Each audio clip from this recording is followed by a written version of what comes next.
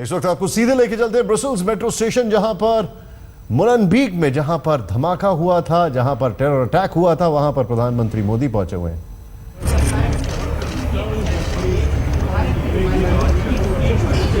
आपको वैसे यह भी बताना जरूरी हो जाता है, जो एक भारतीय की मौत हुई वो इसी मेट्रो स्टेशन के धमाके में हुई है। इन्फोसिस में काम करने वाले गणेशन गौरव सावंत इस वक्त हमारे रिपोर्टर हमारे साथ मौजूद है। गौरव, आप एक एक चीज बताएं।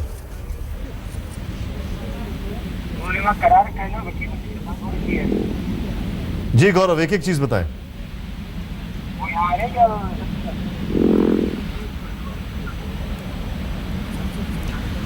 मोलेनबीक का वो मेट्रो स्टेशन जहां पर धमाका हुआ, पहले एयरपोर्ट पे 2 धमाके हुए, फिर इस मेट्रो स्टेशन पर धमाका हुआ, और इसी मेट्रो स्टेशन पे जो धमाका हुआ था उस धमाके में एक भारतीय की मौत हुई ब्रसेल्स में। ब्रसेल्स में एक आतंकी हमला, आईएसआईएस ने जिसकी जिम्मेदारी ली। गौरव सावंत इस वक्त हमारे साथ है। गौरव, पूरी खबर बताएं। इस समय प्रधानमंत्री नरेंद्र मोदी ब्रसेल्स में उसी मेलबीक मेट्रो स्टेशन पर है जहां पर ट्रेन हादसा हुआ था और एक भारतीय की भी मौत हुई थी। कुल मिलाकर यहां पर 14 लोग मारे गए थे। एक भारतीय राघवेंद्र गणेशन वो भी इसी मेट्रो स्टेशन पर थे और प्रधानमंत्री यहां श्रद्धांजलि अर्पित कर रहे हैं उन सभी लोगों को जो ब्रसेल्स के आतंकवादी हमले में मारे गए। यही नहीं, प्रधानमंत्री एक बहुत बड़ा संदेश लेकर गए हैं यूरोपियन यूनियन और बेल्जियम दोनों के लिए कि आतंकवाद से लड़ने के लिए पूरे विश्व को एकजुट होना होगा और एक परिभाषा आतंकवाद की होना जरूरी है। निशांत, ये जो जानकारी अभी गौरव सावंत आपको दे रहे हैं, आपको बता दें ब्रसेल्स में जो मेट्रो स्टेशन है वहां से एक और चीज, यहां पर प्रधानमंत्री का इस जगह पर पहुंचना अपने आप में एक बहुत बड़ा मैसेज कन्वे कर रहा है। निश्चित तौर पर प्रधानमंत्री का यहां पहुंचना, वो भी खास तौर पर जब इस्लामिक स्टेट का खतरा बहुत बड़ा इस समय ब्रसेल्स पर है। अभी भी कई आतंकवादी निशान खुले घूम रहे हैं, उनको पकड़ने का प्रयास किया जा रहा है। एक समय ये कहा गया कि प्रधानमंत्री का वहां जाना खतरे से खाली नहीं, बड़ी बड़ी बिल्डिंगें हैं आसपास, कुछ ऐसे इलाके हैं जहां से बीच से प्रधानमंत्री को जाना था, लेकिन बेल्जियम की सेना और बेल्जियम की पुलिस दोनों चप्पे चप्पे पर तैनात है, कई बिल्डिंगों की छतों पर तैनात है। वायरलेस और इलेक्ट्रॉनिक इंटेलिजेंस बहुत जबरदस्त इस इलाके में पिछले 2 दिन से है जहां जहां प्रधानमंत्री नरेंद्र मोदी को जाना है। और प्रधानमंत्री का यहां आना अपने आप में एक संकेत है कि आतंकवाद का खतरा भले ही हो, लेकिन भारत बेल्जियम के साथ है, भारत यूरोपियन यूनियन के साथ है और आतंकवाद से लड़ने के लिए कंधे से कंधा मिलाकर चलने तत्पर है। निशांत,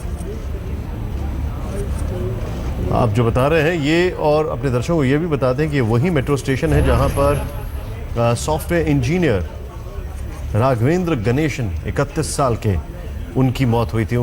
वो भी इस आतंकी हमले में मारे गए थे।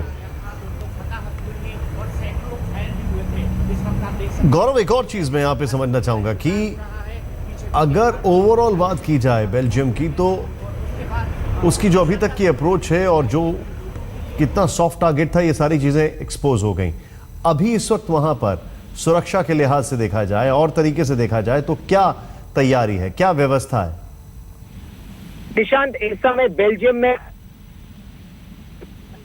आतंकवाद के खिलाफ लड़ने के लिए बेल्जियम ने अपनी कमर कस ली है। द्वितीय विश्व युद्ध के बाद ये पर सबसे बड़ा हमला है और बेल्जियम को अंदेशा भी नहीं था। जब पेरिस में नवंबर 2015 को आतंकी हमले हुए थे और उन आतंकवादियों की जब पहचान हुई कि वो बेल्जियम में रहते थे, बेल्जियम से फंडिंग हुई थी उस आतंकवाद की, इसके अलावा बेल्जियम से ही वो आतंकवादी गए भी थे, तब बेल्जियम ने मुहिम अपनी तेज की आतंकवाद के खिलाफ। तब तक बेल्जियम बिल्कुल अलग थलग था, उसको लग रहा था कि ये सब जो हो रहा है ये विश्व के और हिस्सों में हो रहा है। बेल्जियम एक तरह से देखा जाए तो पूरे यूरोप की कैपिटल है, यूरोपियन यूनियन का हेडक्वार्टर्स वहां पर है, मेंबर्स ऑफ यूरोपियन पार्लियामेंट वहां बैठते हैं, तो पूरे यूरोप की संसद बेल्जियम में है। तो ये खतरा बेल्जियम को ने भांपा कि उन पर कितना बड़ा खतरा है और अब जबरदस्त परिवर्तन किए जा रहे हैं उनकी सुरक्षा में। और बात तो यहाँ तक हो रही है कि नियम, कायदे और कानून भी बदले जाएंगे। शुक्रिया गौरव इस जानकारी के लिए आपका। कि उत्तराखंड की जनता के साथ धोखा हुआ है, बागियों ने धोखा किया है और इसके पीछे साजिश है बीजेपी और साथ ही प्रधानमंत्री मोदी का नाम उन्होंने लिखा। उत्तराखंड में राष्ट्रपति शासन लगते ही कांग्रेस और बीजेपी के बीच वार पलटवार